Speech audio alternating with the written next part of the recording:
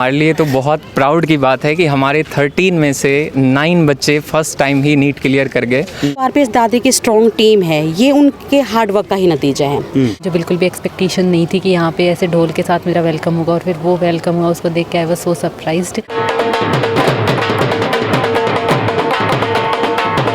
हमने जेई का गेट खोल दिया, हमने एनडीए का गेट खोल दिया, और सबसे बड़ा धमाका नीट का गेट। बच्चे ने मेहनत करी है, सभी टीचरों ने मेहनत करी है, स्कूल में अच्छा सिस्टम है जो कि मान लो पढ़ाई अच्छी कर रहे हैं, तो इसीलिए तक जो ज़्यादा मेहनत करेगा तो उसको क्वालिफाइड तो होगा।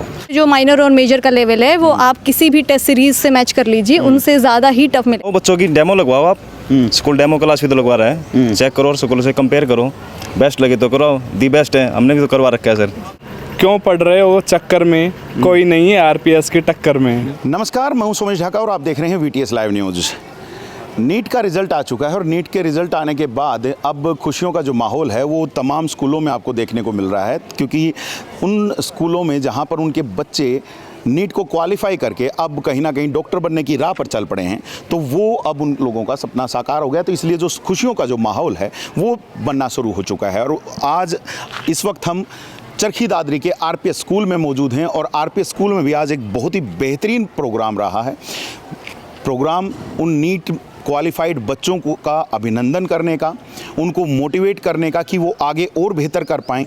तमाम स्कूल स्टाफ के द्वारा आज उन बच्चों को बुलाया गया है और उनका अभिनंदन किया गया है। और मैं आपको बता दूं, 1-2 बच्चे नहीं हैं, पूरे 9 बच्चे जिन्होंने नीट क्वालिफाई किया है और अब वो आने वाले समय में डॉक्टर बनेंगे। हालांकि इस बार का नीट का जो सफ़र रहा वो कुछ इस तरीके से रहा कि एक तो करेला ऊपर से नीम चढ़ा। पहले नीट का पेपर हुआ, उसके बाद कैंसिल हो गया, री नीट हुआ, और अब उसमें भी इन बच्चों ने सिलेक्शन करा लिया है।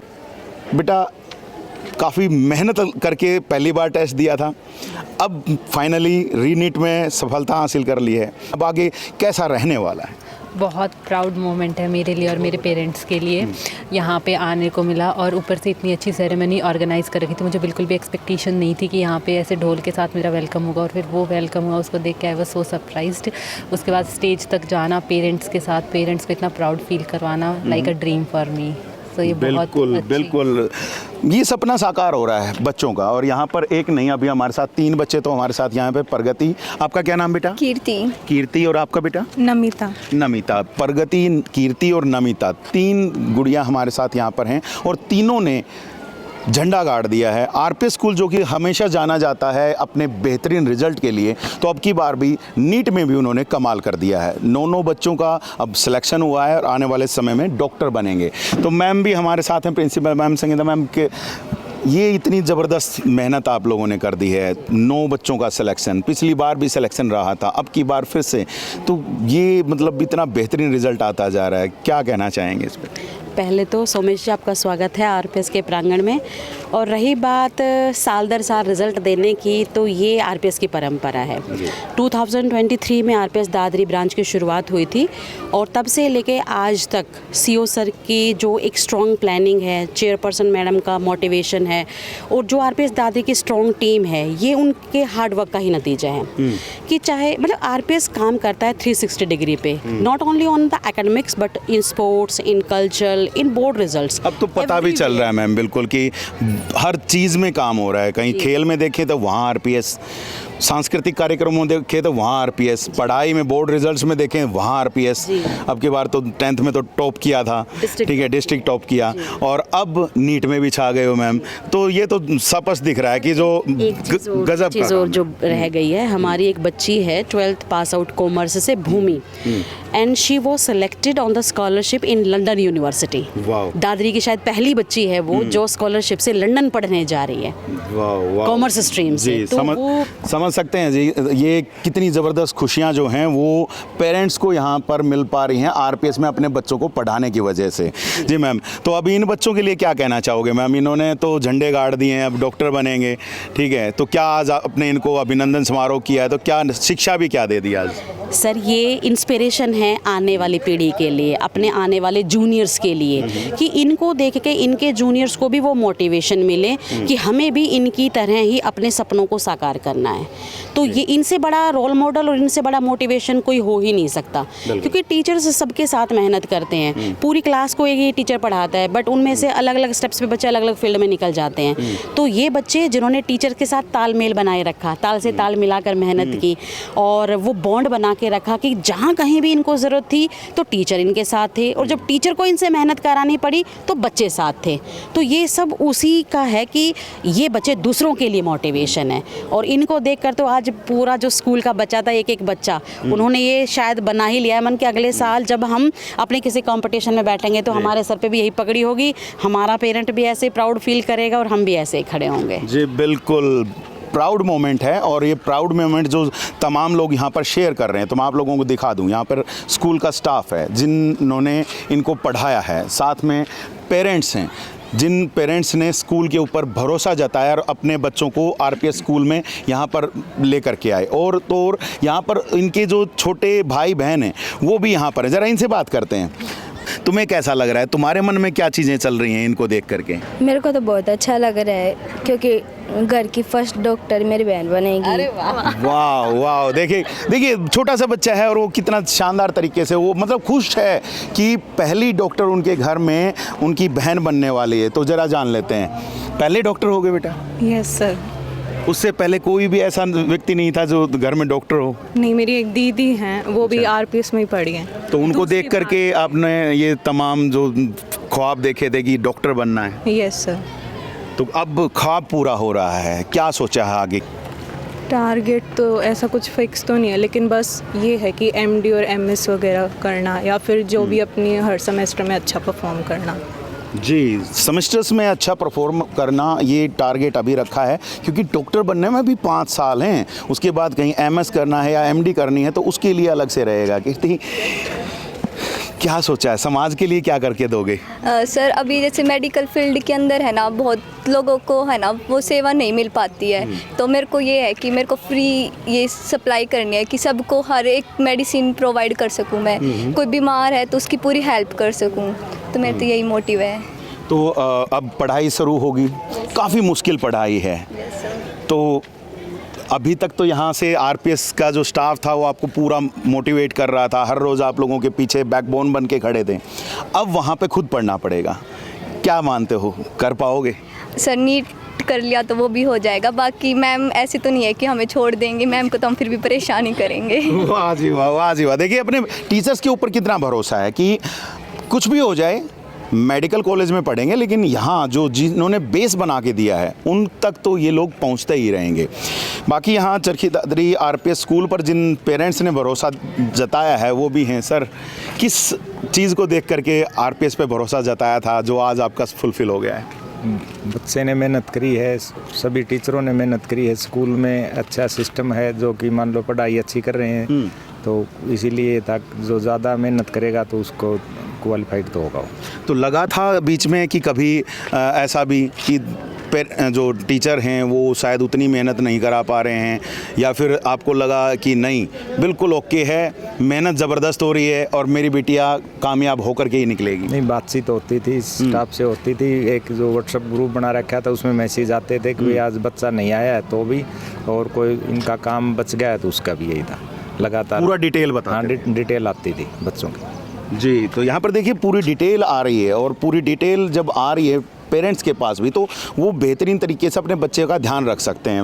मैम हमारे साथ में, माएँ ज़्यादातर ध्यान रखती हैं, आपने बिटिया का भी ध्यान रखा होगा, तो कैसा रहता था जब स्कूल से मैसेजेस आते थे कि बिटिया कैसा परफॉर्म कर रही है? ये अच्छा परफॉर्म कर रही थी, बाकी स्कूल से मैसेज आते थे आके बिटिया ठीक करिए, अगर कहीं पे कोई कमी होती थी तो स्टाफ बताता था सर। पीटीएम्स में भी आते होंगे? बिल्कुल, पीटीएम अटेंड करती थी यार। तो कैसा रहता था? बीच बीच में भी आते थे, तो काफ़ी अच्छा बता रहे थे सर। टीचर्स ने काफ़ी मेहनत की है बच्चे के। तो आरपीएस से खुश हैं अब? बिल्कुल खुश हूँ सर। जी, आरपीएस से खुश हैं, और ये जो खुशी है जाहिर सी बात है, मैनेजमेंट स्टाफ है और जो टीचर स्टाफ, तमाम का एक कॉम्बिनेशन, और जो मैंने बताया कि भरोसा पेरेंट्स ने जो जताया और इन बच्चों की मेहनत, उसकी वजह से है। यहाँ से ज़रा बात करें, क्योंकि नीट की हम बात कर रहे हैं, तो डॉक्टर्स बनने की बात करें तो बायो से ही हम शुरुआत करें। मैम, बड़े खुश होंगे आज? यस सर, बहुत ज़्यादा। आज नहीं, जिस दिन रिजल्ट आया था उस दिन से ही खुश हूँ। आज तक खुशी कंटिन्यू चल रही है जी। बहुत मेहनत की है हमारे बच्चों ने और उसका रिज़ल्ट आपके सामने है।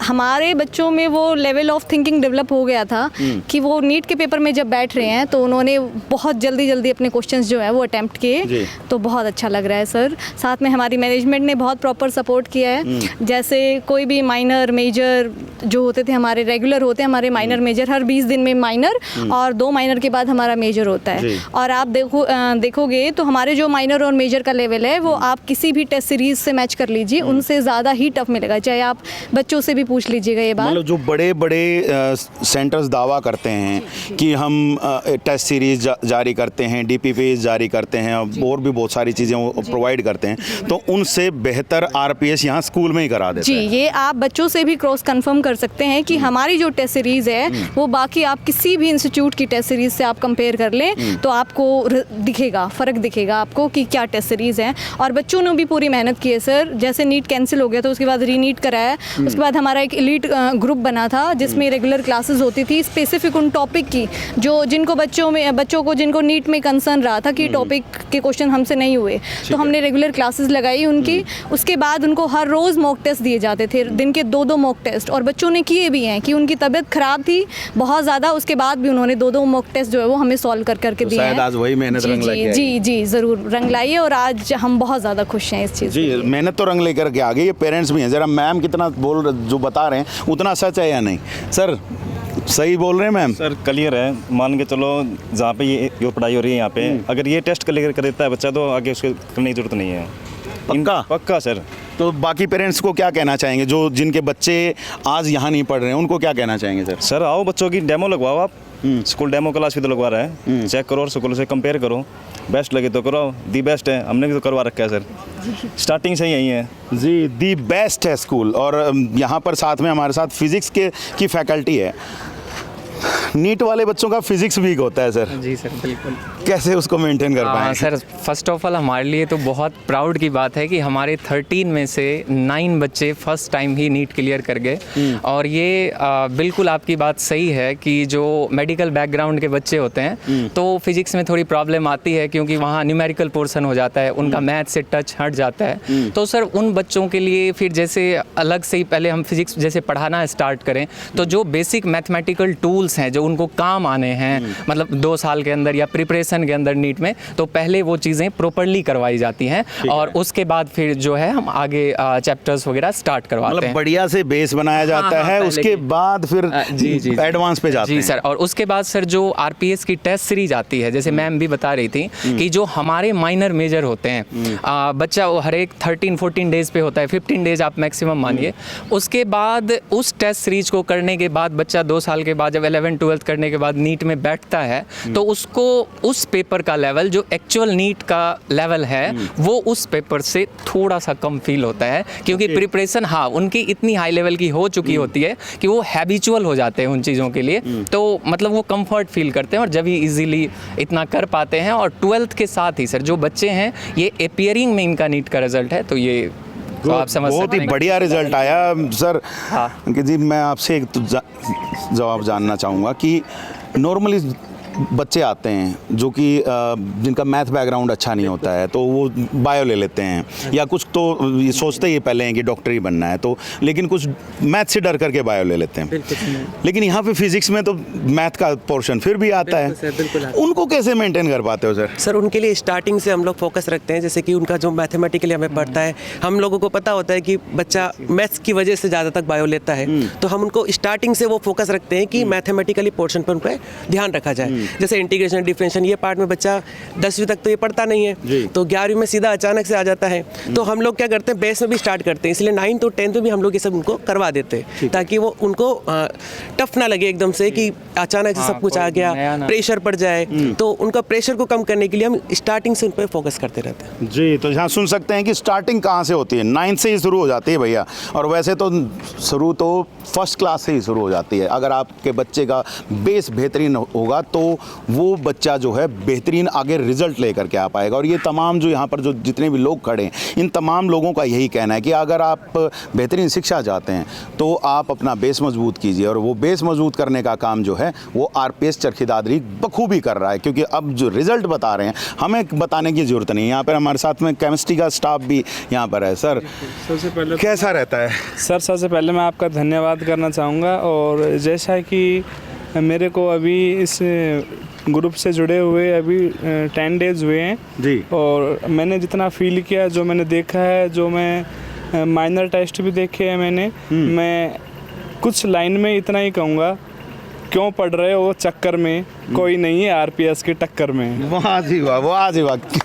मतलब आरपीएस के टक्कर में कोई नहीं है सर। सर आप तो पहले से होंगे तो ये बैच देखा होगा आपने कि कैसा बैच था, कैसा रहा था सर इन बच्चों का बैच जो है? सर बच्चों की मेहनत है। टीचर तो ये होता है कि बच्चों को सिर्फ मार्ग दिखा सकता है, लेकिन जो बच्चों की मेहनत है ना, उस मार्ग पर जो उनको उनकी मंजिल तक लेके जाती है, वो सबसे बड़ी काम आती है उन बच्चों के लिए। जी बिल्कुल, जो मार्ग है वो मार्ग दिखाने वाला भी चाहिए। तो मार्ग दिखाने वाले यहाँ पे टीचर हैं, उस मार्ग को बनाने वाले यहाँ पर जो पूरा मैनेजमेंट स्टाफ है। आज सुधीर जी यहाँ पर नहीं हैं जो स्कूल के डायरेक्टर हैं, लेकिन मैम हैं, तो हमने इन्हीं से जानने का प्रयास किया है कि क्या कुछ हो रहा है। बाकी अंकित जी हैं यहाँ पे, काफ़ी सारी चीज़ें यहाँ पर देखते रहते हैं।